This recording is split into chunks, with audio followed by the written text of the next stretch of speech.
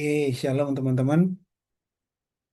Malam hari ini kita akan membicarakan sesuatu yang sangat ramai dibicarakan karena memang tidak ada topik-topik yang tergolong primer, doktrin primer itu yang tidak akan menarik semua pihak berbicara. Contoh, pada waktu Konsili Kalsedonia itu ada perbedaan keras antara gereja Kalsedonia Ortodok Yunani dengan Ortodok Katolik di satu pihak yang namanya gereja-gereja Kalsedonia berkonfrontasi mengenai frase Kristologi dalam menggambarkan siapa dan bagaimana Yesus itu dengan kelompok gereja-gereja Ortodok Oriental.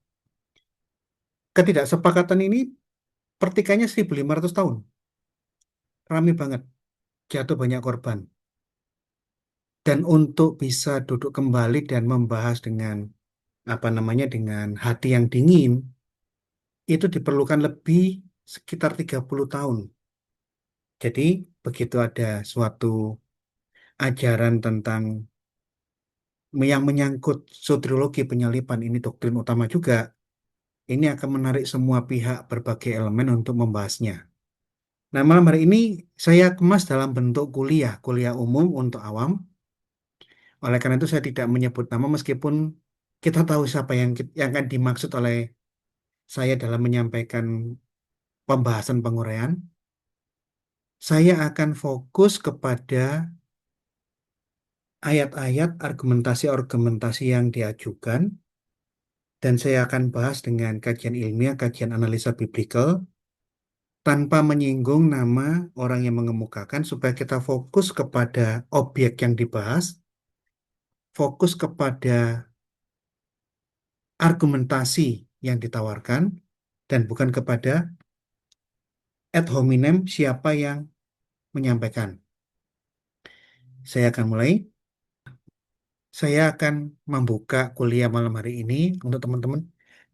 Analisa biblikal Yohanes 8 ayat 44 yang setelah diuraikan oleh pembicara yang saya lihat di dalam perdebatan itu menghasilkan kesimpulan penyalipan itu rencana iblis yang dilawan oleh pihak yang lain.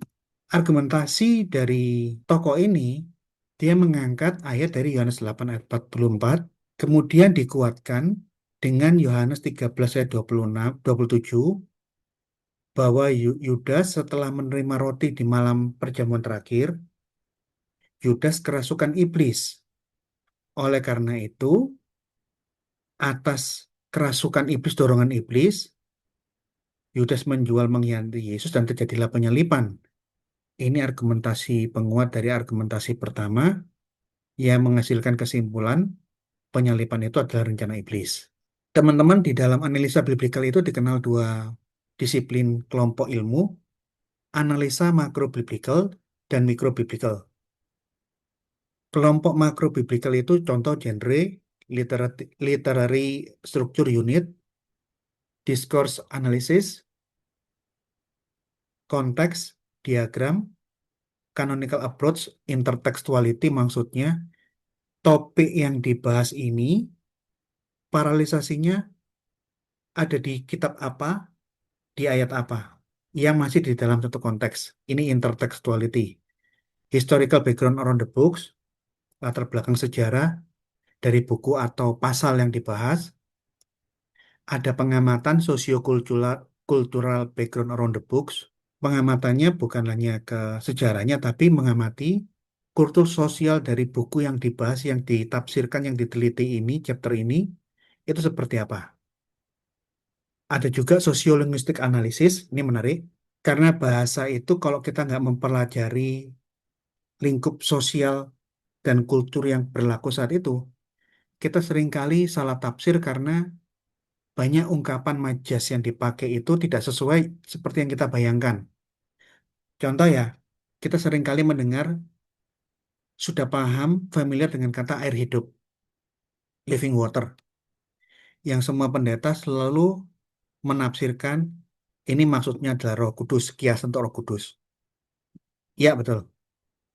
Tapi sadar nggak, bahwa living water itu adalah majas gaya bahasa di zaman Yesus yang artinya tuh paralel dengan fresh water atau clean water, lawan dari air got, air comberan, dirty water. Oleh karena itu pada waktu Yesus minta minum, aku akan memberikan living water, apa living water maksudnya aku akan memberikan kamu fresh water atau clean water. Perempuannya kan tanya, kamu nggak punya ember, nggak punya tali, bagaimana kamu bisa memberikan saya air yang bersih? Yang punya alat untuk mengambil air yang bersih di sumur ini saya. Namun dalam percakapannya, perempuan ini baru sadar bahwa air bersih, clean water, fresh water, atau living water gaya bahasanya itu ternyata bukan living water yang dipahami, tapi memiliki makna yang lain lagi. Nah, ini pentingnya kajian nomor 9. Termasuk kajian yang ke-10 ada pembahasan analisa alusion. Kita mengamati rujukan-rujukan yang tidak langsung di dalam konteks perikop supaya memperkuat pemahaman dan tafsir yang akan kita bentuk. Analisa yang ke-11 ini ego, gaung apa yang kita rasakan, yang kita tangkap dari perikop atau konteks ayat yang kita gali. Jadi analisa makro ada 11, analisa makro memiliki 11 step, 11 filter untuk menganalisa suatu teks supaya kita jangan sampai keliru atau terlepas salah dalam menafsir, dalam memahami Alkitab. Sekarang kita masuk dalam kajian ilmu mikro. Di kelas, di kampus yang saya masih belajar sebagai mahasiswa, mikro biblical itu dikenal dalam 8 poin. Textual criticism, ini buku wajibnya textual criticism, Novum Testamentum edisi 8, atau UPS, bisa edisi yang 5, terserah. Kajian morfologi, Hebrew Greek accent, analisa leksikal, pembahasan grammar, tenses di sini termasuk. Nah, yang menarik, ini penting tapi jarang dibahas. Ini verbal aspek dan action sort. Ini menarik karena kajian aspek verbal dan action sort ini sering kita temui dalam terjemahan di mana kita baca terjemahannya itu tidak presisi dengan teks asli jikalau kita membaca teks berdasarkan kamus, grammar, dan tenses. Verbal accent, aspek, dan action sort ini yang memungkinkan suatu teks dalam bentuk lampau diterjemahkan dalam bentuk sekarang. Karena verbal aspeknya memaksa seperti itu, sintaksis.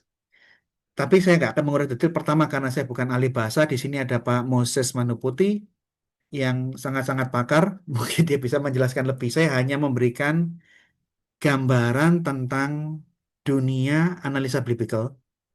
Itu cukup banyak ilmu yang harus dipelajari supaya di saat kita menguraikan ayat dan menafsirkannya, jangan menyimpang atau keliru. Jadi ada 8 step filter. Ini potongan PPT yang saya pelajari di kelas, tapi saya berikan tambahan satu. Jikalau dulu guru saya mengajarkan 19 rangkah pengujian analisa biblical supaya kita presisi dan tidak menyimpang dari yang dimaksud, saya tambahkan satu kajian patriska, patrologi, tradisi gereja. Jadi ada 20 langkah yang harus dipersiapkan filter supaya teks Alkitab kita uraikan dan tidak menyimpang dari yang dimaksud. Ada banyak sekali kajian analisanya. Malam hari ini saya nggak menguraikan semua karena nggak mungkin, ini kajiannya berat banget. Saya hanya mengambil beberapa parameter, beberapa analisa yang dirasa cukup signifikan untuk membahas topik malam hari ini. Kegunaan analisa biblical 19 plus 1 metode supaya kita dalam mempelajari tidak keliru, dalam menafsirkan dan mengajarkannya tidak keliru. Sesuai dengan maksud teks di zaman itu, di zaman kuno, sehingga kita bisa mengaplikasikan di zaman sekarang. teksnya dipelajari, sintaksisnya, morfologi, action start, verbal, leksikon, aksesor, dan sebagainya, ini termasuk dalam mikrobiblical. Kita lihat sosiokultur di zaman itu, supaya jangan sampai pemikiran kita yang modern menjajah tulisan-tulisan kuno bukan berdasarkan pemahaman di zaman kuno ribuan tahun yang lalu.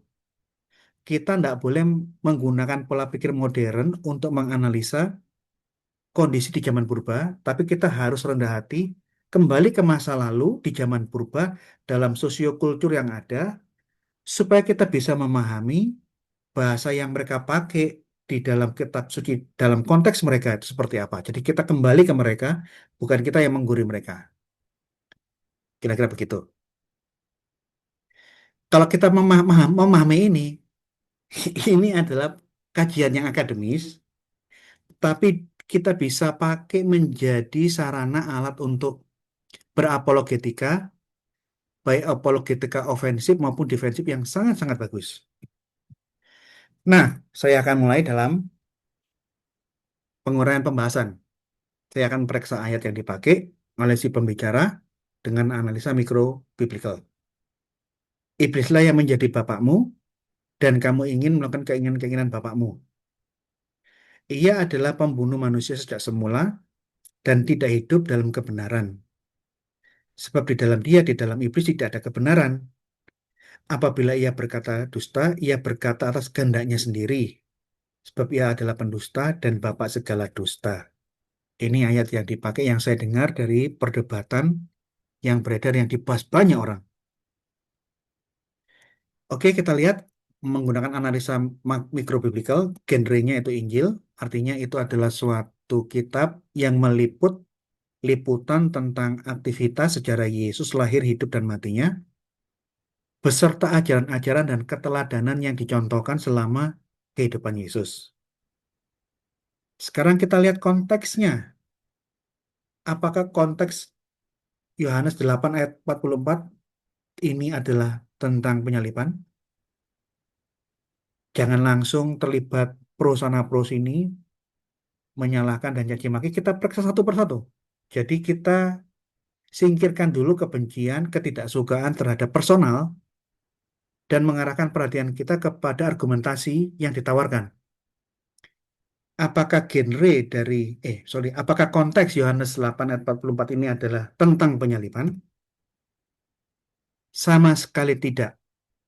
Yohanes 8 ayat 44 yang dipakai ini sedikit pun tidak berbicara atau ada clue ke arah penyaliban. Terus kita periksa sekarang. Historical background around the book, around the chapter. Begitu kita lihat seluruh pasal 8 dari pasal 8 ayat pertama sampai belakang setelah pasal 8 ayat 44, ternyata ini adalah suatu momen di mana pasca Yesus bertemu dengan perempuan yang berzina, dan setelah perempuan berzina itu tidak jadi di Rajam Batu, terjadilah percakapan dengan orang-orang Yahudi yang ada di sekitarnya itu. Ini historical background around the chapter.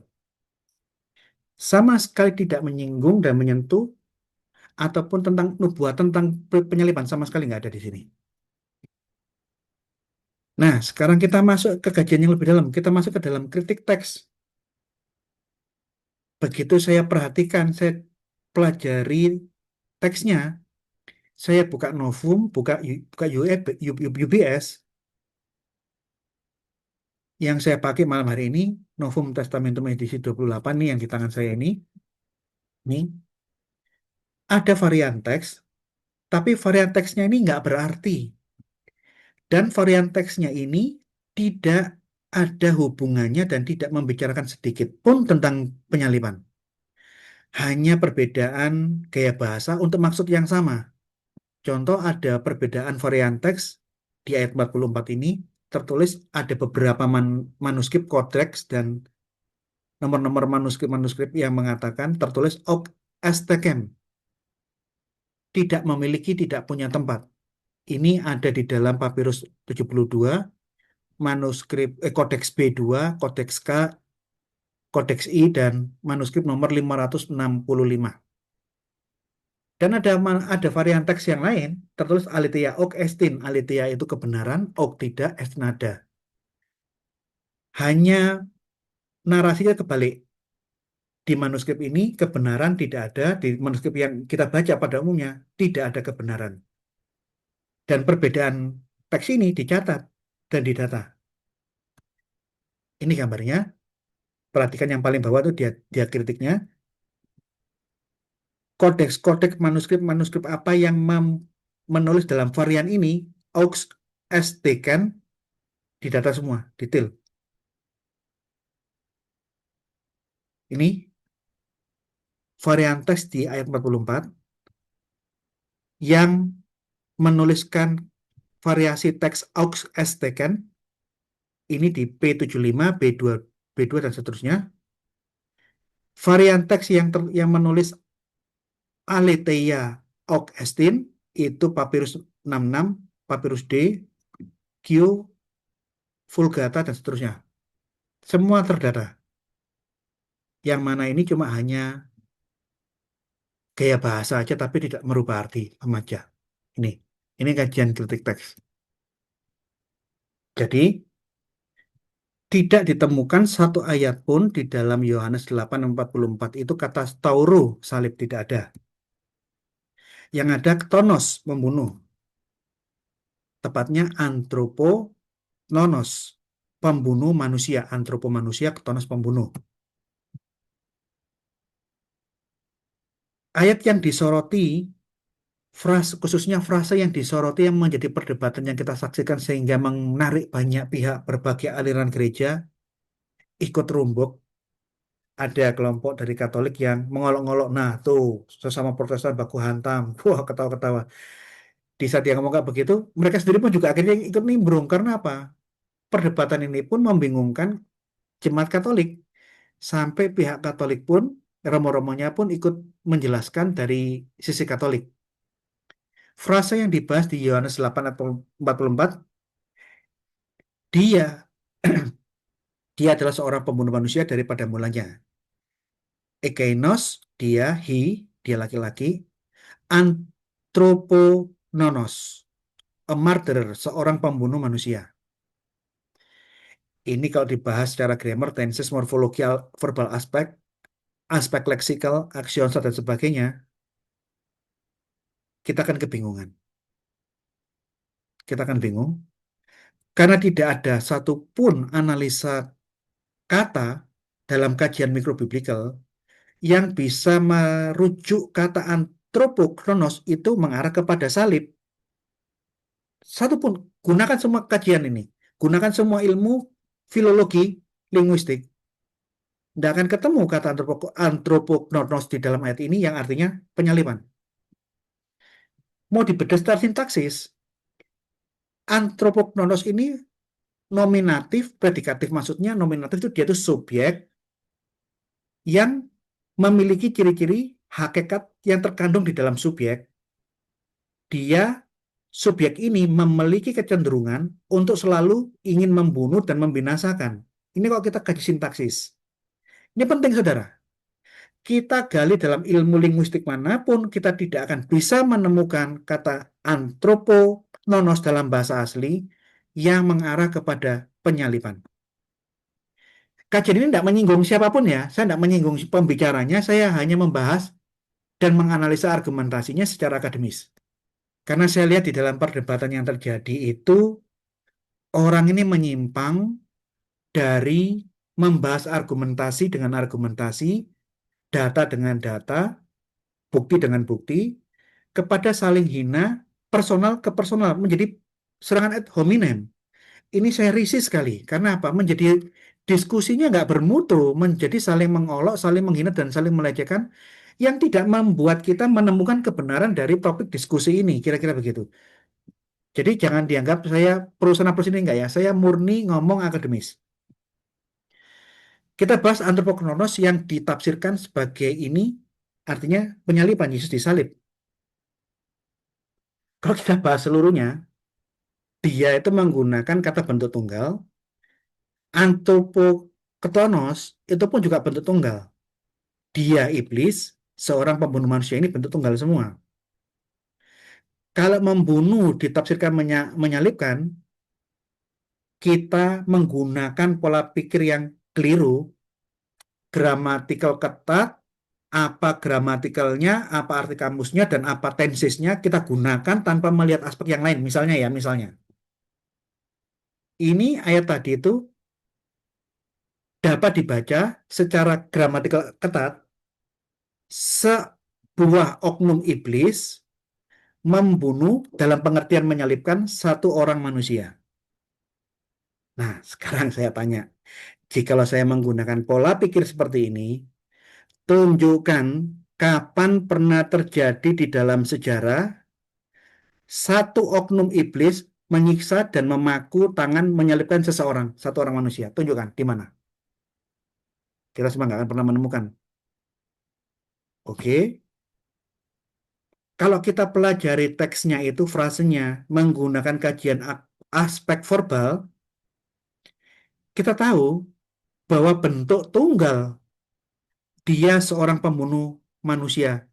Bentuk tunggal dengan bentuk tunggal di sini itu mewakili makna komunal. Dia bentuknya tunggal, tapi maknanya itu mewakili jenis atau komunitas atau spesies atau kelompok.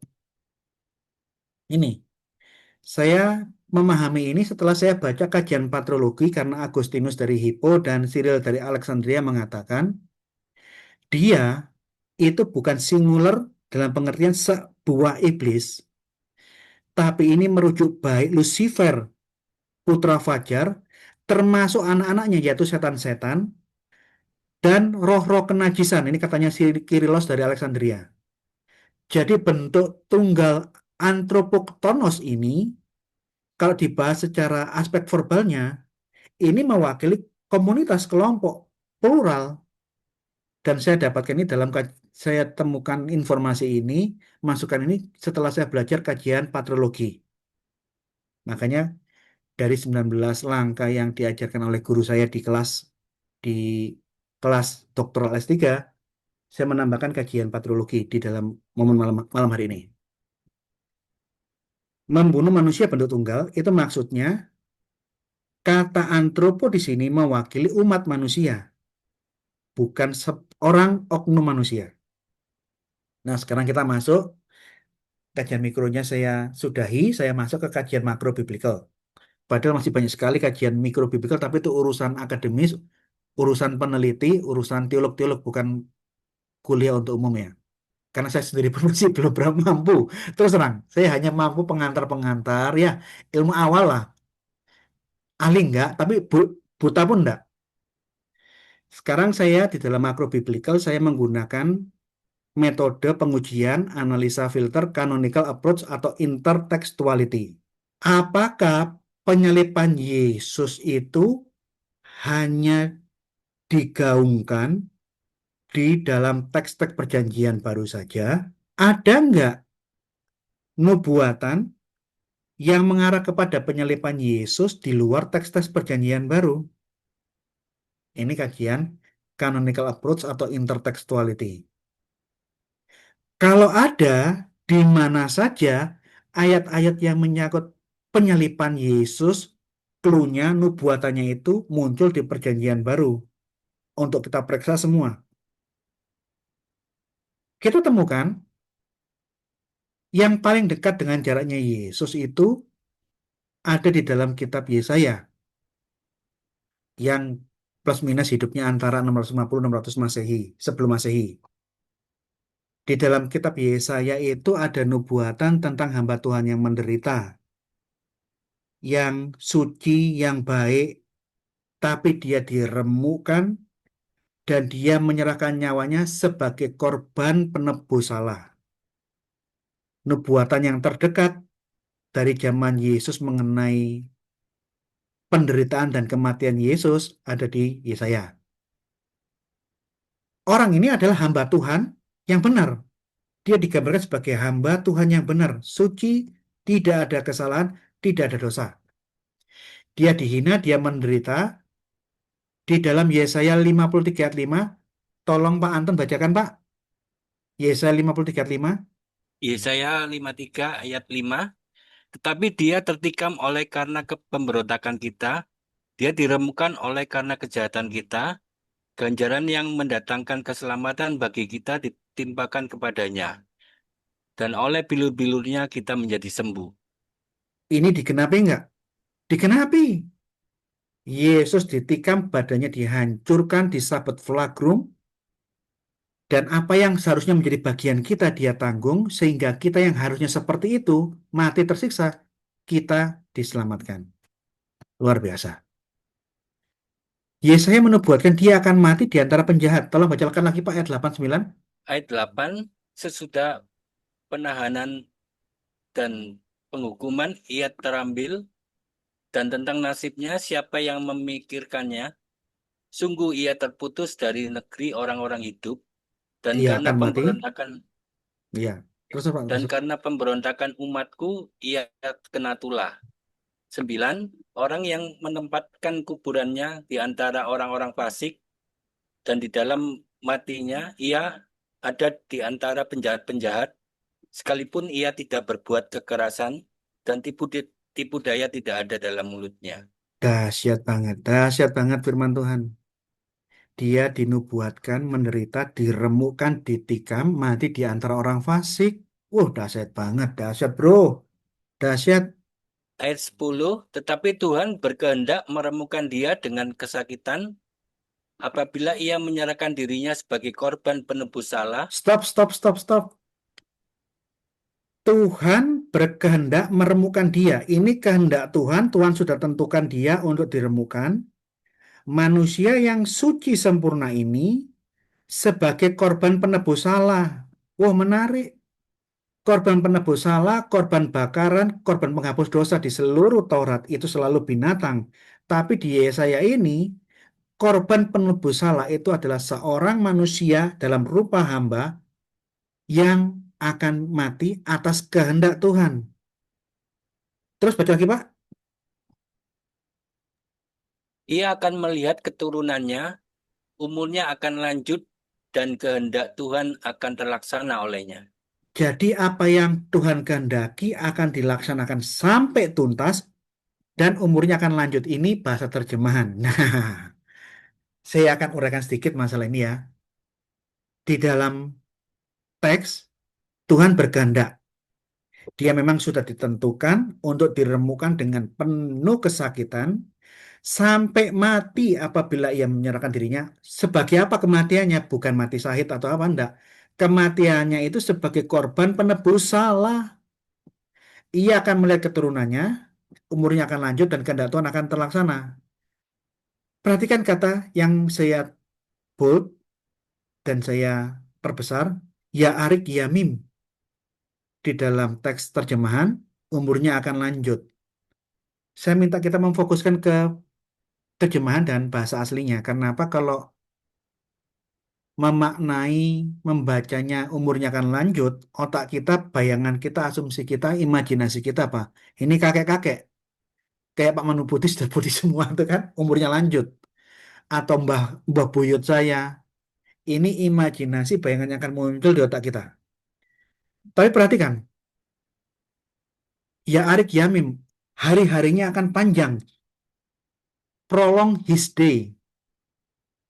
Panjangnya hari-harinya, apakah ada batas akhirnya? Misalnya orang ini panjang sekali umurnya, dia meninggal di umur 200 tahun. Panjang, tapi ada limit akhir. Anggaplah kita gunakan contoh Metusalah. Dia umurnya sangat panjang, meninggal tahun 969 tahun. Panjangnya umurnya Metusalah tetap memiliki limit akhir. Begitu tahun 900, umurnya berusia 969 tahun, dia meninggal. Perhatikan teks ini. Umurnya panjang, ada limit akhirnya enggak? Tidak ada limit. Artinya, teks ini saya lebih sering menerjemahkan hari-harinya Yamim tak berkesudahan, panjang tanpa ada limit. Kenapa ayat ini menarik? Karena ayat ini menggambarkan adanya sebuah sosok immortal yang akan hadir dalam wujud rupa seorang hamba. Sosok abadi ini akan diremukan demi dosa kita sebagai korban penebus salah. Dia mati, tapi dia abadi tak berkematian. Menarik enggak? Menarik enggak? Ini masih ulasan intertekstual yang digabung dengan kajian analisa teks, kajian mikro. Sekarang saya tanya kepada semua orang yang pro sana, pro sini, siapapun atau orang yang kebingungan. Pertanyaan saya itu sederhana, sangat-sangat logis untuk direnungkan. Apakah Nabi Yeremia yang hidup sekitar 600 tahun sebelum Yesus yang menubuatkan ayat ini? Karena Yeremia kepencelan iblis, rencana dan keinginan iblis ditempelkan di mulutnya Nabi Yeremia, terus nubuatan iblis ini dia sampaikan dan kita catat dan kita pelajari di dalam kitab suci ini. Apakah seperti itu? Jadi ini sesuatu pertanyaan logis yang dipikirkan oleh kita semua. Ya, yuk kita lanjut. Apakah nubuatan tentang penyalipan ini baru ada muncul di zamannya Yeremia tahun 650 sebelum Masehi, 600-an? Enggak. Kajian intertekstuality, kajian intertekstual menemukan data bahwa di dalam tulisan-tulisan Daud yang hidup 1000 tahun sebelum Masehi, jadi mundur 400 tahun setelah zaman Yesaya, rentangnya dengan zaman Yesus 1000 tahun, ditemukan nubuatan di Mazmur 22. Tolong Pak Anton bacakan ayat 8 dan ayat 9. 22 ayat 8. Semua yang mengolok, semua yang melihat aku mengolok-olok aku, mereka mencibir bibirnya, menggelengkan kepalanya. Ia menyerah kepada Tuhan, biarkan dia yang meluputkannya. Biar, biarkan dia yang melepaskannya, bukankah dia berkenan kepadanya? Olok-olokan yang dinubuatkan 1000 tahun sebelum Masehi, narasi olok-olokannya presisi diucapkan sama pengolok-pengolok yang ada di sekitar penyalipan Yesus. Luar biasa banget Alkitab kita. 1000 tahun sebelum zaman kejadian, narasi olokan itu muncul sama persis seperti yang sudah dinubuatkan. Luar biasa. Baca lagi 13-14. Ngeri banget nih ayat ini. Terus Pak, Banyak lembu jantan mengerumuni aku, benteng-benteng dari basan pengepung aku. Mereka mengangangkan mulutnya terhadap aku seperti singa yang menerkam dan mengaum. tergenapi. Yesus dikepung, dikeroyok. Orang yang mengeroyok itu sudah kepingin memakan Yesus lah. Sama orang Yahudi dipukul, dihantam habis, diserahkan ke Al-Gujal Romawi, diselap, dipukuli sama flagrum, hancur-hancuran, dipasang mahkota duri itu pun dipentungi lagi supaya dia benar-benar mahkota durinya itu nancap di kepalanya. Lah, bacakan ayat 17, Pak. Ayat 17, sebab anjing-anjing mengerumuni aku, gerombolan penjahat mengepung aku, mereka menusuk tangan dan kakiku. Ada nubuatan presisi bahwa orang yang dimaksud ini akan ditusuk tangan dan kakinya. Selama ini kita kan didebat sama orang-orang Yahudi. Majority teks mayoritas tidak menulis kata karu, menusuk, tapi keari, seperti singa. Jadi kalau Bapak Ibu baca Alkitab terjemahnya Yahudi, ayat 17 tidak dikatakan menusuk tangan dan kakiku, tapi seperti singa tangan dan kakiku. Tapi meskipun demikian, ada dua varian teks di dalam manuskrip-manuskrip Masoretik yang menulis kata menusuk, karu. Akhirnya selama ini ada perdebatan dan olok-olokan dari Yahudi, orang Kristen memalsukan ayat supaya cocok matching dengan penyalipan Yesus. Orang Kristen menunjukkan kami tidak pernah memasukkan ayat.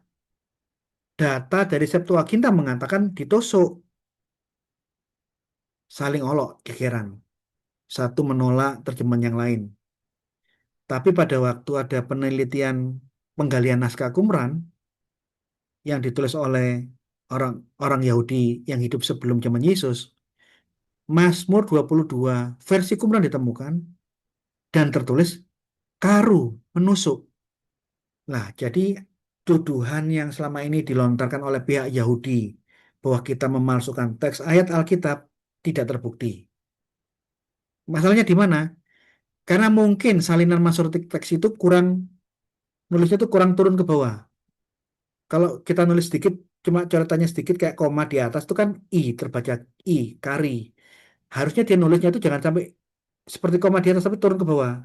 Terbaca U, karu. Kira-kira seperti itu. Dan naskah Qumran membuktikan bahwa yang diterjemahkan orang Kristen ini tidak merupakan pemalsuan, tapi memang itu yang sebenarnya yang dimaksud oleh ayat. Terus lanjut Pak, ayat 19. Mereka membagi-bagikan pakaianku di antara mereka dan mereka membuang undi atas jubahku. Luar biasa, dahsyat banget. Hancur, hancur. Kenapa? Semua nubuatan poin demi poin ini presisi terjadi di saat penyalipan orang rebutan jubahnya Yesus dan untuk memperolehnya mereka menggunakan undian. Jadi dibikin mainan, diundi siapa yang dapat. Presisi banget. Dan ingat, di saat penyalipan Yesus meneriakkan apa? Eli Eli lama sabachthani. Mazmur 22 ayat pertama versi Yahudi tapi dalam frase bahasa Aramaik. Yesus pada waktu disalib, dia kasih clue, dia berteriak.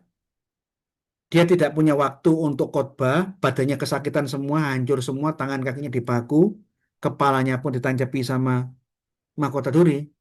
Dia cuma berteriak mengumandangkan ayat pertama dari Mazmur 22 dalam bahasa Aramaik, bahasa yang dipakai yang dimengerti orang-orang Israel pada umumnya zaman itu. Eli Eli lama sabachthani. Maksudnya apa? Yesus cuma ingin ngomong ke semua orang Israel. Wahai orang Israel, kamu tahu nggak isi Mazmur 22? Seluruh pasal nubuatan-nubuatan yang ada di tim Mazmur 22 sedang tergenapi di depan matamu. Dia diremukan, dikerumuni, tangan dan kakiku ditusuk, pakaianku diundi. Kau lihat itu. Narasi olok-olokannya persis dengan yang di Mazmur 22. Lihat, Mazmur 22 sedang digenapi di hari Jumat Agung. Lihat itu. Tapi ya karena Yesus tak bisa ngomong banyak kesakitan sekali. Dia hanya mengumandangkan proses pertama supaya apa? Clue. Dengarkan. Ingat nggak Mazmur 22? Kira-kira begitu. Nah, sampai di sini saya mau mengajukan pertanyaan lagi. Untuk semua orang yang pro sana pro sini, yang terlibat saling caci maki, menghina-menghina, ad hominem, dengan berapa kata-kata yang, aduh, jijik saya. Kira-kira Mazmur 22 ini iblis menunggangi mulutnya Daud supaya Daud menyampaikan nubuatan berdasarkan rencana titipannya.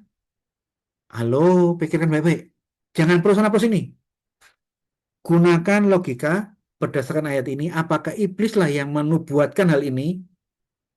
Halo.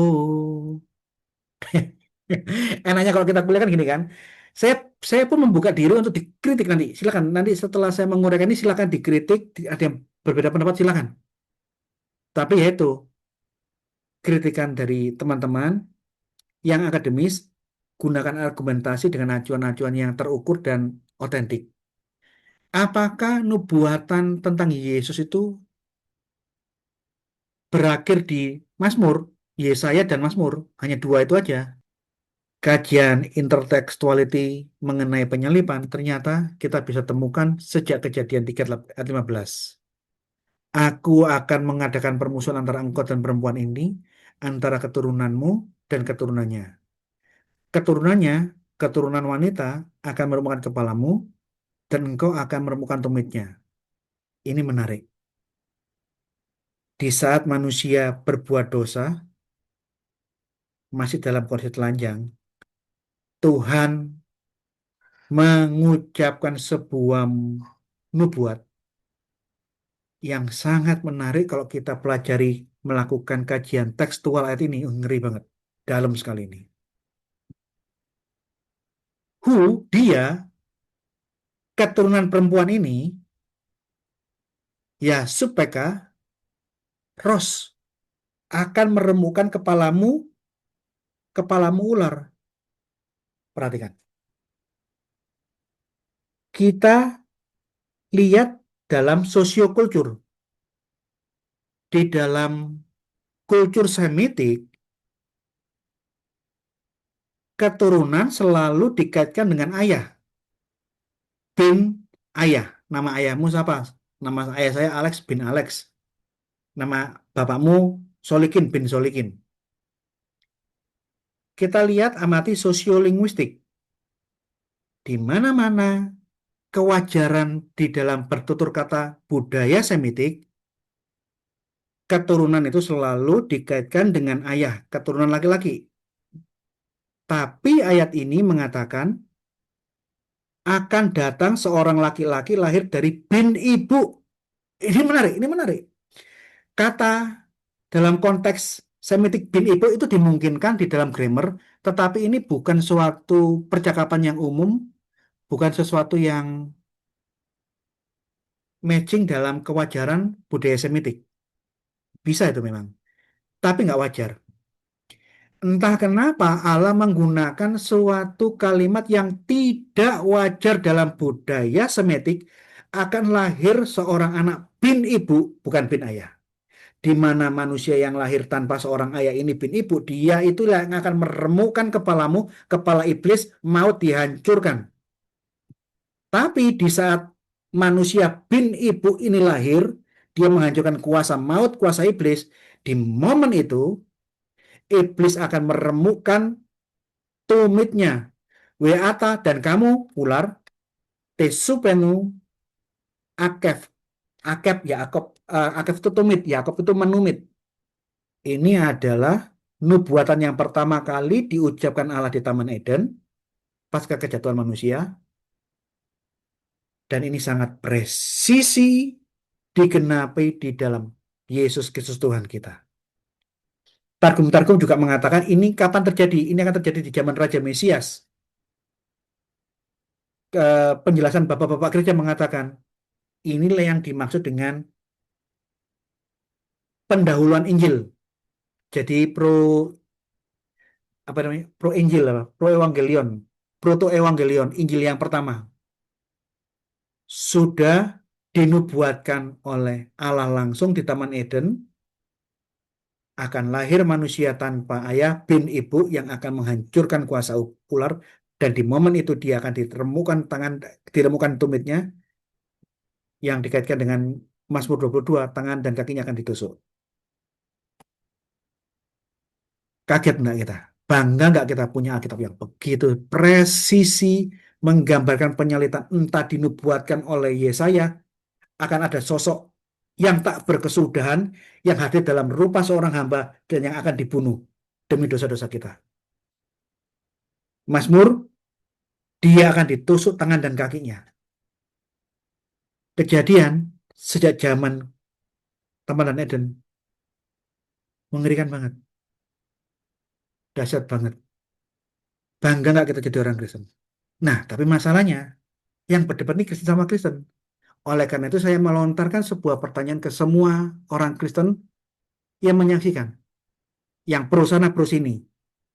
Menurut kalian, apakah Allah yang mengucapkan nubuatan pertama kali di Taman Eden ini, Allah itu menyampaikan apa keinginan iblis, rencana iblis di dalam mulutnya, dan dia sampaikan di depan Adam dan Hawa yang menjadi proto evangelion, Injil yang mula-mula. Jangan pro sana pro sini, jangan mendukung personal.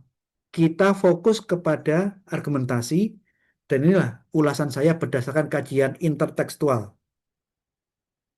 Ternyata penyalipan menurut kajian Blipika yang pertama kali diucapkan oleh Allah.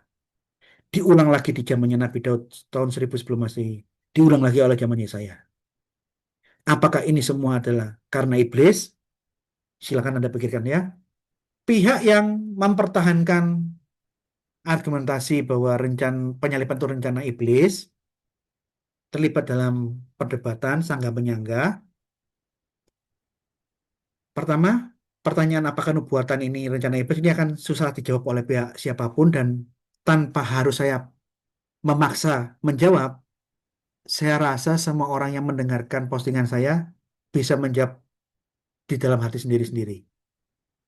Ya, dan saya nggak usah dengarkan jawaban Anda, saya sudah tahu Anda bisa menjawab sendiri dengan tepat di dalam hati. Nubuatan-nubuatan ini asalnya dari siapa? Rencananya siapa? Ketetapannya siapa? Nah, pada waktu ada yang mendebat dan mengarahkan bahwa ini adalah rencana Allah, pihak yang mempertahankan ini adalah rencana iblis mengajukan suatu ayat bukti. Yohanes 13 ayat 27. Yohanes 13 ayat 27, dan sesudah Yudas menerima roti itu, ia kerasukan iblis, maka Yesus berkata kepadanya, apa yang hendak kau perbuat, perbuatlah dengan segera. Bukti penunjang bahwa pada malam perjamuan terakhir, Yudas kerasukan iblis. Iblis benci dengan Yesus. Iblis yang merasuki Yudas membuat Yudas mengkhianati Yesus dan berujung kepada penyalipan. Kemudian ada pertanyaan yang gaya-gaya khas Protestan, sola scriptura. Apakah kalian berusaha menolak ayat ini? Ini loh ayatnya. Bukti bahwa penyalipan adalah rencana iblis. Nih lihat. Masa kalian menolak? Nah, ini menarik, ini menarik. Untuk jawaban-jawaban seperti ini, saya tidak menjawab berdasarkan analisa biblical yang sudah saya uraikan, karena arahnya sudah jelas, baik mikro maupun biblical, sudah menuntun kita mengarah kepada suatu pengertian yang benar. Nah, yang jadi masalah di dalam dunia apologetika, kita harus peka melihat viewpoint dan preposisi lawan bicara. Apologetika presuposisi yang saya maksud ini beda dengan apologetika presuposisi yang dikembangkan oleh Van Til ya. Saya punya variannya tersendiri yang nggak ngeplek-ngeplek amat dengan Van Til. Jadi saya lihat orang yang berbicara, argumentasinya dibangun atas dasar apa, dari mana dia berpijak dari argumentasi ini. Saya akan analisa perdebatan yang muncul antara pihak yang satu dengan yang lain. Ini muncul karena masing-masing pihak itu mengawali pengamatan dari sudut pandang yang berbeda, dan dua sudut pandang yang berbeda ini tidak dibatasi demarkasi yang jelas, sehingga tidak ada pembatasan demarkasi. Sudut pandang yang satu menunggangi, campur aduk, mengatasi sudut pandang yang lain juga berusaha membantah dan mengatasi sudut pandang yang lain. Demarkasi skop kajiannya tidak jelas. Nah, kalau sudut pandang tidak diamati, tidak dipilah, demarkasinya nggak jelas, ini yang menyebabkan debat kusir dan timbullah sakit hati, saling mencaci maki personal, saling merendahkan, saling mengolok-olok, saling adu sombong.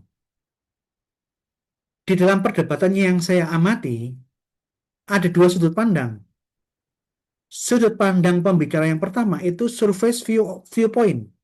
Dia melihat suatu kasus dari sudut pandang permukaan. Begitu kita melihat dari sudut pandang surface viewpoint, maka kita akan melihat particular action around the crucifixion.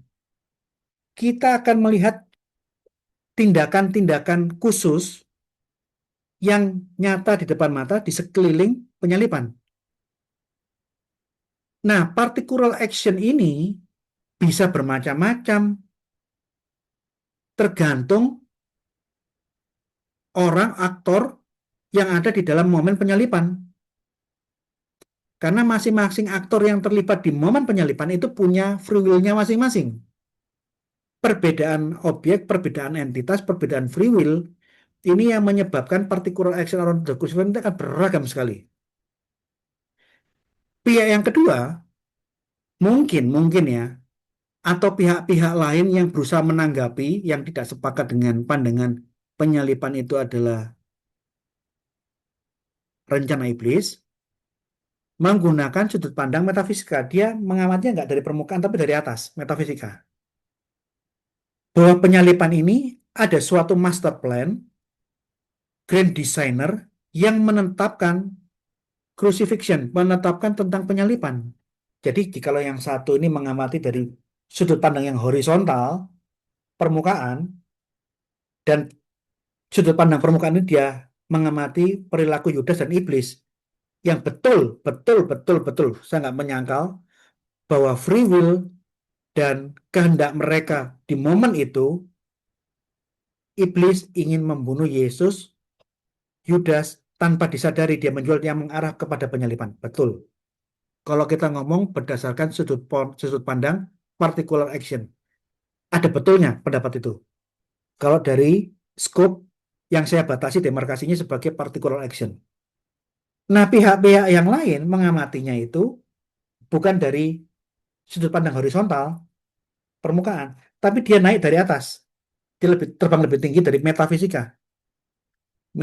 Metafisika viewpoint yang memberikan data penyalipan itu ada master plan-nya, ada blueprint-nya, ada grand designer yang itu semua berasal dari Allah. Nah, karena ada viewpoint yang berbeda, satu dari permukaan horizontal sejajar, satu lihat dari atas, tanpa ada pemilahan dan pembedaan demarkasi antara eh, sudut pandang yang sejajar horizontal dengan dari atas dari metafisika, pandangan metafisika, terjadilah perdebatan yang rumit, debat kusir sampai saling mencaci maki, menghina. Ini yang saya maksud, ketertiban di dalam berdiskusi itu harus ditertibkan presuposisi. Jikalau ada anggapan awal yang berbeda, disesuaikan dulu. Kita membahas berdasarkan peranggapanmu dulu atau peranggapanku. Kalau dibahas terpisah satu persatu, diskusinya menjadi enak. Tapi yang terjadi apa? Oh enggak. Satu sama lain terlibat debat, cekcok, tanpa mengamati adanya perbedaan sudut pandang dan demarkasi yang harus dipisahkan. Akhirnya ya, bulat. Menjadi debat bulat dan saling caci maki, saling menyesat-nyesatkan, dan argumentasi tidak melegakan, karena saling tersinggung, aku dihina, direndahkan, aku balas caci maki hina dengan kata-kata yang lebih tajam lagi. Nah, nah bagus. Nah, sekarang saya bahas part per part, bagian demi bagian. Particular action around the crucifixion. Sudut pandang permukaan. Kalau kita ngomong kayak begini, saya mengutip apa pandangannya Romo Patris ya. Romo Patris memberikan respon. Dia mengatakan bahwa yang menginginkan kematian Yesus penyalipan itu adalah aktor-aktor, itu instrumen-instrumen yang memiliki free will-nya masing-masing. Nah, karena banyak orang yang terlibat, saya jabarkan satu persatu supaya kita jangan sampai menggunakan salah satu tokoh, salah satu aktor saja, tapi kita lihat semua aktor. Kita lihat kelompok orang Yahudi. Di dalam kelompok orang Yahudi ada Yahudi pembenci Yesus karena mengajarkan yang tidak cocok dengan tradisi Yahudi yang dia ikuti alirannya. Ada orang Yahudi yang menjadi pengikut Yesus, yang sepakat dengan uraian Yesus. Contoh 12 Rasul, Nikodemus, kepala sinagog, malah menjadi pengikutnya Yesus. Ada orang-orang awam Yahudi yang bukan termasuk kelompok pembenci maupun kelompok pengikut, orang yang dalam kondisi terkagum-kagum tapi belum memutuskan aku ikut Yesus apa enggak. Hanya terkesima dan geleng-geleng. Ada ya pengajaran seperti ini ya, baru tahu aku. Dari tiga macam eh, orang dalam kelompok orang Yahudi, tiga subkelompok, dia punya rencananya sendiri-sendiri. Pembenci Yesus bisa jadi punya rencana membunuh Yesus, menyalibkan.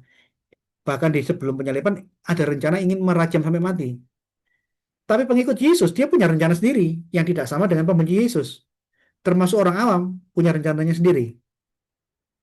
Demikian juga selain manusia yang ada di zaman itu, aktor-aktor yang ada di dalam sekitar penyalipan, malaikat punya rencana free will-nya sendiri terhadap Yesus, termasuk setan-setan juga punya rancangan, rencana, dan free will-nya. Ini ya. Jadi kita tidak boleh hanya memakai satu rancangan dari Yahudi pembenci Yesus atau malaikat saja, karena bangsa gaibnya bisa malaikat, bisa setan, bisa Allah. Sedangkan manusia yang ada bisa orang Yahudi, bisa non-Yahudi. Orang yang non-Yahudi bisa percaya Yesus dan bisa juga masa bodoh dengan Yesus. Orang-orang yang tergolong Yahudi bisa membenci, bisa mengikuti, bisa orang awam yang tidak perlu sana, nggak perlu sini. Keluarkan semua data ini. Jangan ngambil salah satu saja. Itu saya bilang kurang lengkap. Jadi, yang saya tekankan dalam kajian particular action, akan ada banyak rancangan, entah jahat ataupun baik, ada banyak keinginan, dan ada banyak ide-ide berdasarkan objek yang ada, berdasarkan free will-nya masing-masing.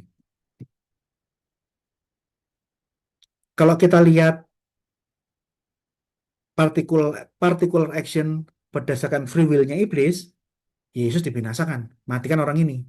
Di mana-mana mengajarkan kebenaran dengan kekudusannya, dengan karunia-Nya dia sembuhkan banyak orang. Wah, banyak yang mengikuti. Matikan. Betul, saya sepakat. Dalam konteks particular action. Yang sama dengan pembenci Yahudi. Tapi yang percaya, beda.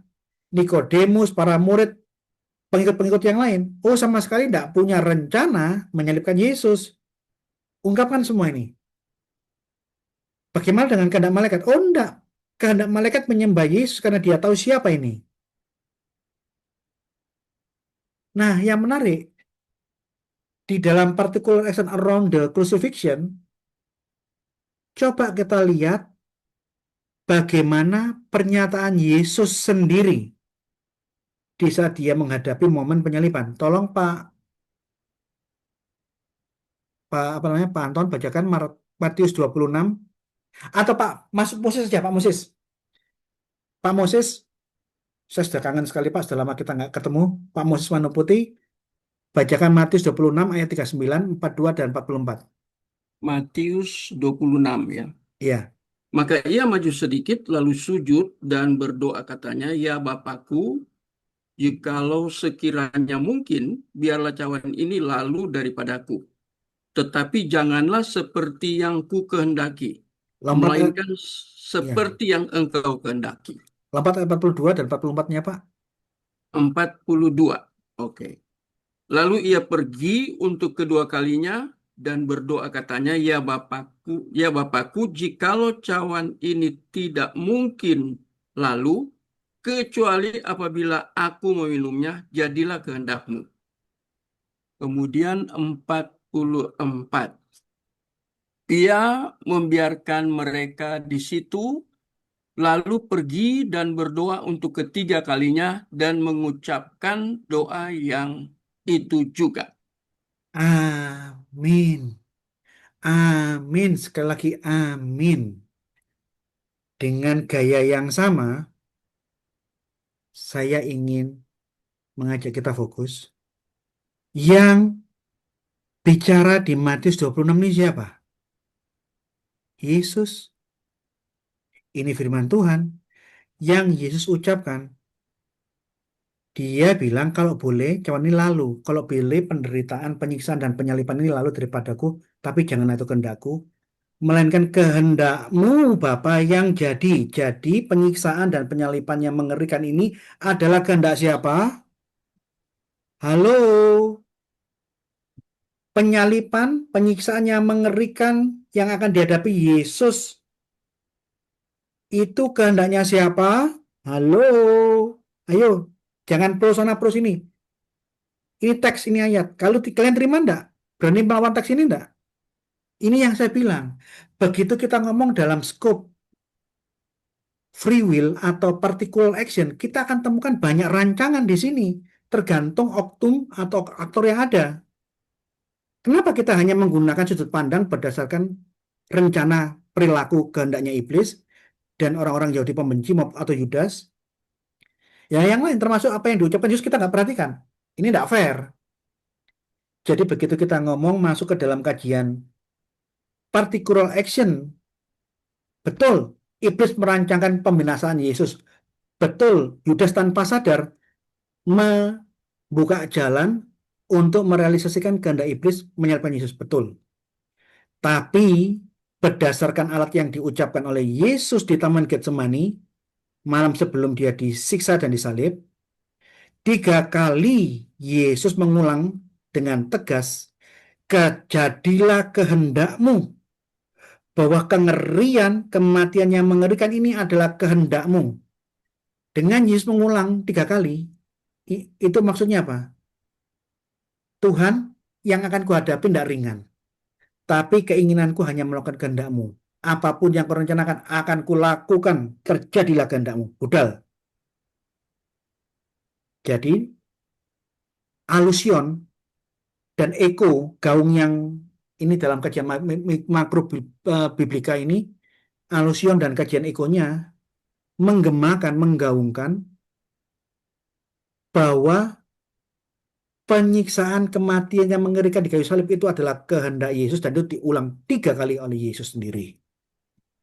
Nah, sekarang kita masuk ke kajian berikutnya yang saya lihat di berbagai para pendebat-pendebat yang lain dari berbagai aliran, dia berargumentasi dari sudut pandang metafisika. Dia naik ke atas dan dia tunjukkan ini master plan.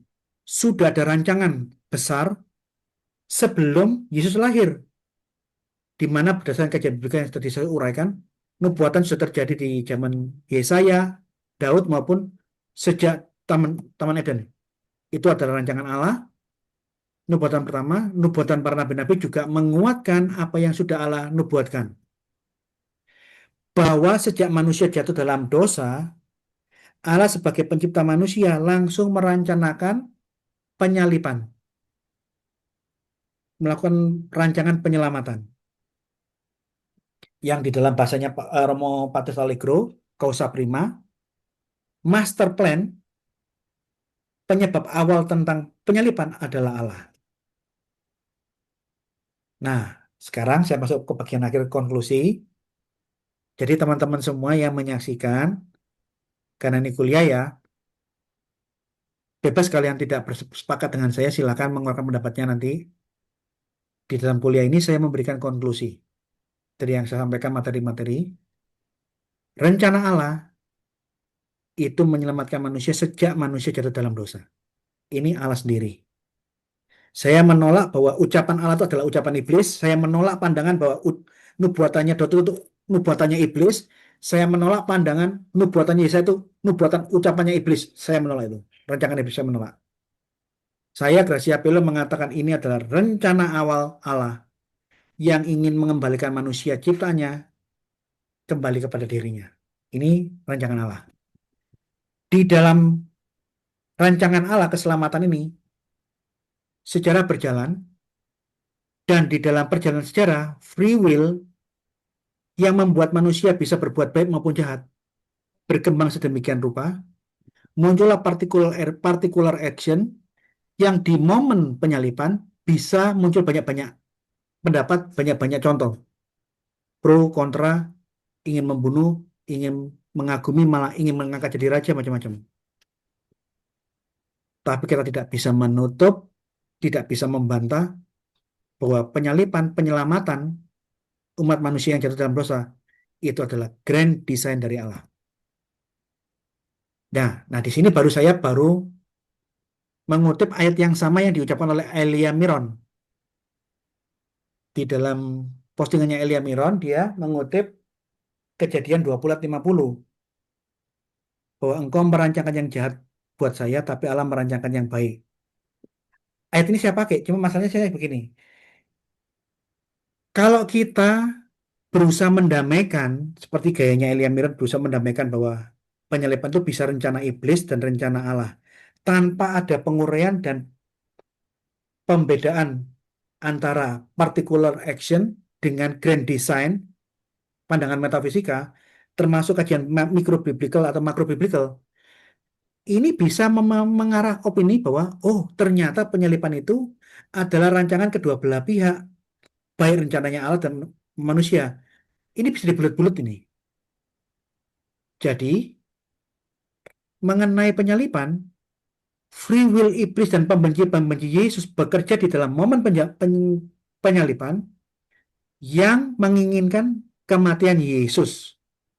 Tapi melalui free will-nya iblis dan para pembencinya Yesus, orang-orang Yahudi ini, tanpa mereka sadari, apa yang sudah Allah tetapkan, rancangan keselamatan bahwa akan ada sosok yang abadi, yang akan lahir dalam rupa manusia, rupa seorang hamba, dan dia akan diremukan dan mati sebagai korban penebusan salah. Dia akan dipakut tangan dan kakinya. Dia lahir tanpa seorang ayah bin ibu yang akan menghancurkan kepala ular tergenapi. Nah, tapi kalau kita menjelaskannya seperti ini kan lebih nuansanya kan beda kan? Jadi free will rancangan-rancangan jahatnya setan dan pembenci Yesus, silakan kamu lakukan. Tapi di balik itu malah kamu sedang menggenapi kehendak Allah. Kira-kira begitu. Oke. Nah, saya sudahi postingan saya. Saya minta maaf ya agak lama ya karena saya dosen dan memang saya memang setting malam hari ini dalam bentuk kuliah. Ya kira-kira demikian. Nanti akan diteruskan oleh teman saya. Teman saya ini mantan ustazah Murtadin.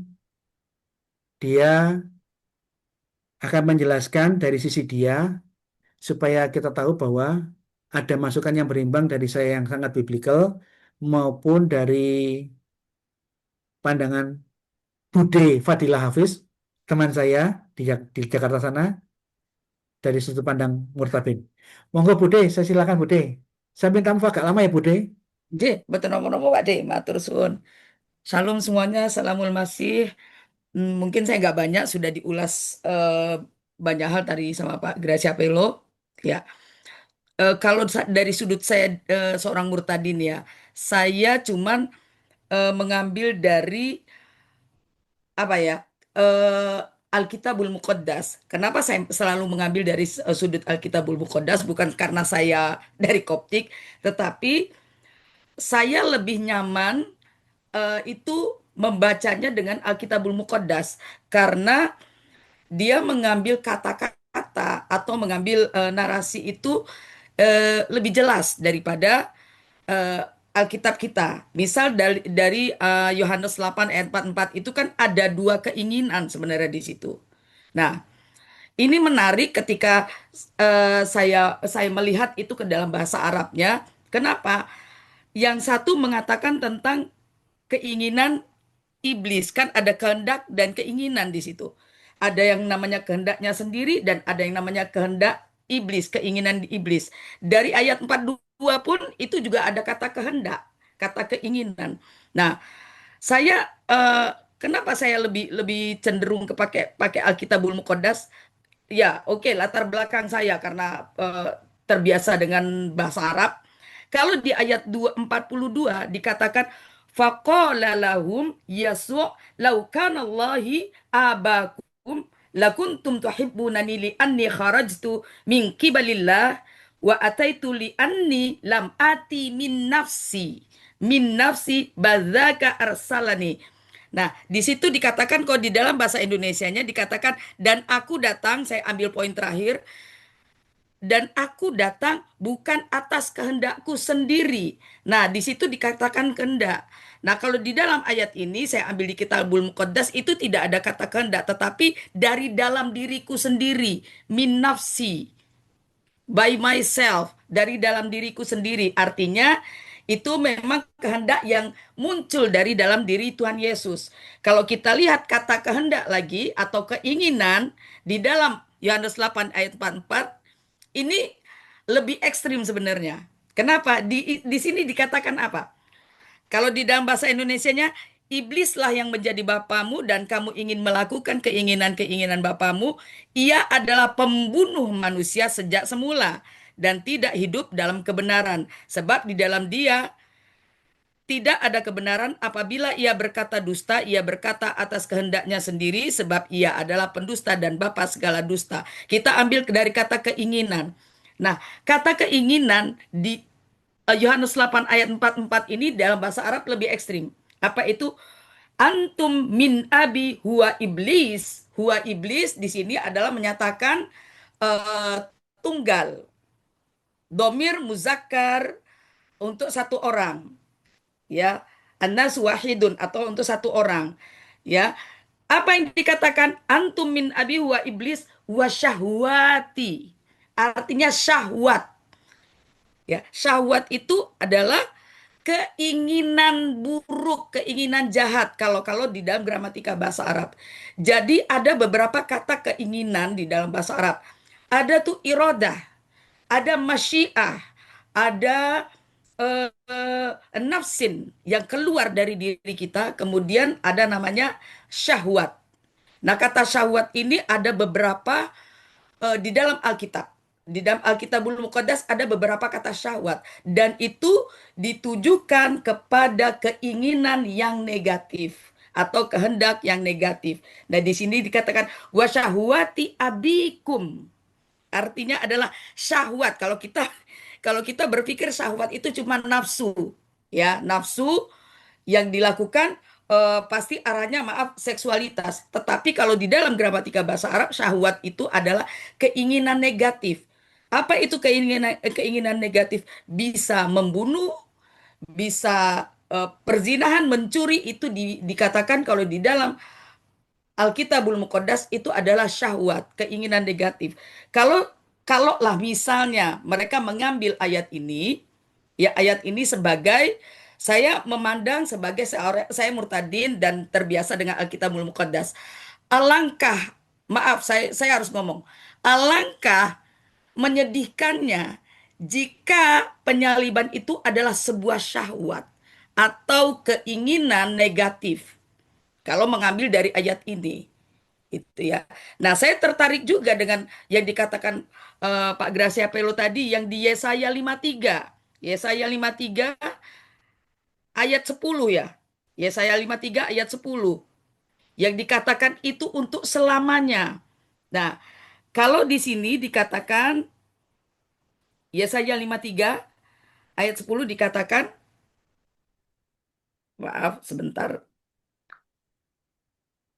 Oke, dikatakan ayamuhu, hari ke hari dan seterusnya, sepanjang hari lepas hari. Saya bacakan sebentar, sedikit ya. Jadi di Yesaya 10 itu kalau di bahasa Indonesianya kalau saya tidak salah tadi apa Pak D? Yesaya 53 ayat 10 tadi. Yang lanjut usianya, Yang lanjut usianya. Kalau mbah-mbah. di dalam bahasa Arab kan umruhu, umruhu. Nggak ada di situ. Yang dikatakan adalah amrobbu fasurro bi ayyas haku.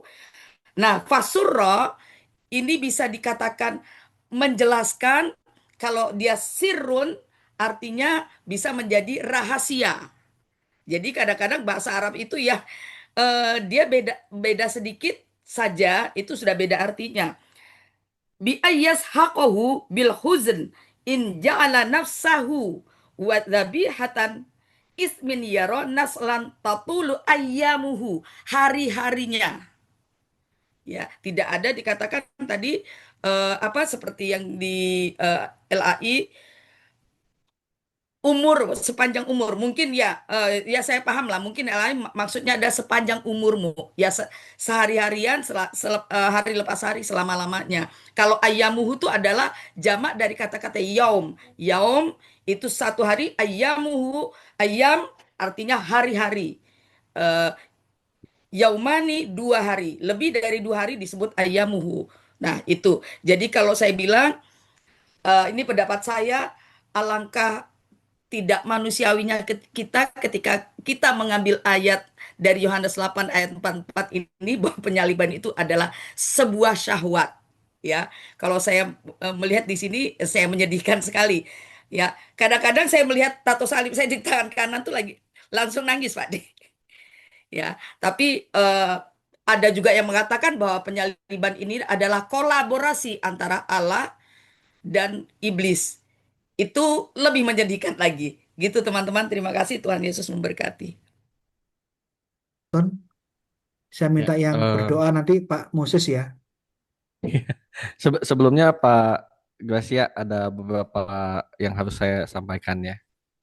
Nah, saya share screen dulu.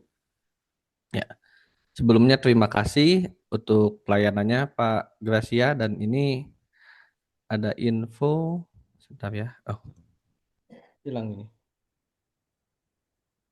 Bentar gimana ini ininya? Sebentar. Share screen ini. Oke.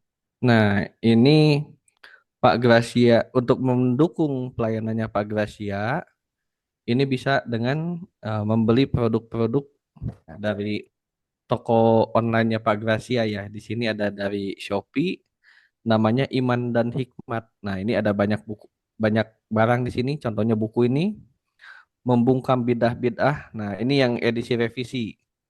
Ya, jadi ada banyak sekali penambahan yang bisa didapatkan dibanding buku yang sebelumnya. Ada juga kaos-kaos dan pernak-pernik ya seperti liontin.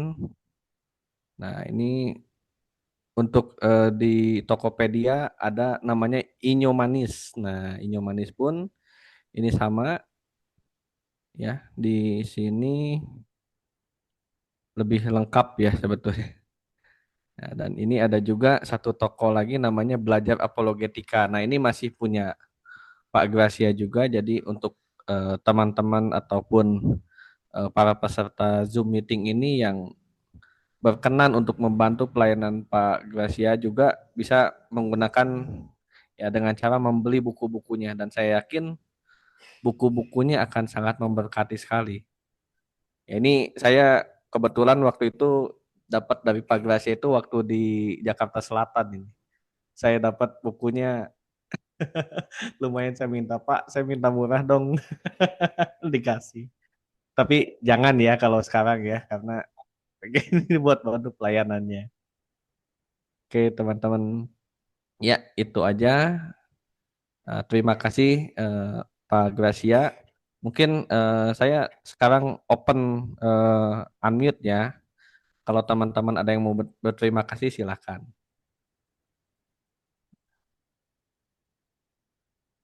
Terima kasih Pak Gracia. Langsung tutup doa. Oke, Pak Moses masih ada minta ditutup dalam doa Pak Moses. Oke, siap Pak Rocky. Mari kita berdoa. Kami sangat bersyukur karena malam ini kami lagi mendengar pemaparan presentasi tentang polemik terkait dengan kristologi, khususnya tentang penyaliban Kristus. Kami bersyukur untuk hamba-Mu Pak Gracia.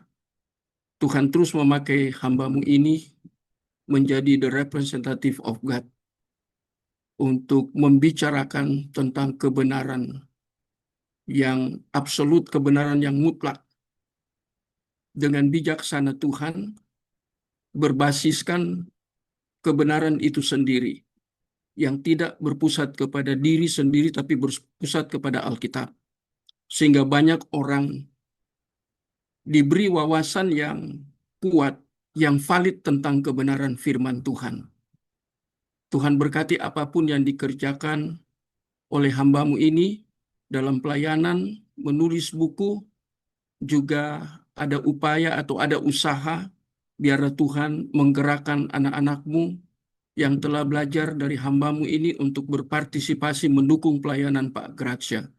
Berkati istri yang mendampingi, anak-anak juga yang ada bersama dengan Pak Gracia dan istri, supaya mereka semakin hari semakin kokoh di dalam Engkau dan menjadi berkat bagi banyak orang. Berkati juga kami semua yang telah mengikuti ini, supaya ini menjadi bekal untuk kami semakin hari semakin kuat iman kami, semakin berakar di dalam Engkau dan kami terus bertumbuh, bahkan kami terus berbuah di dalam kehidupan kami. Dan kami menjadi berkat ketika kami memberikan presentasi secara sederhana, singkat, dan mudah dimengerti oleh orang-orang yang Tuhan perkenankan untuk kami berjumpa dan kami dapat menginjili mereka. Dan kami percaya Tuhan akan bekerja karena kami punya batasan, punya boundaries atau limitasi di dalam kami melayani orang-orang tertentu yang Tuhan izinkan untuk kami layani. Kami berdoa juga supaya ada pada waktu-waktu yang akan datang, Pak Gracia lagi boleh menyampaikan presentasi-presentasi yang sungguh membangun iman kami, menguatkan iman kami, dan memotivasi kami untuk semakin takut kepada Engkau. Terima kasih Bapa. Malam yang akan menjadi bagian dari seluruh kehidupan kami serahkan ke dalam tangan-Mu. Di dalam nama Yesus kami mengakhiri seluruh aktivitas pembelajaran pada malam hari ini. Amin.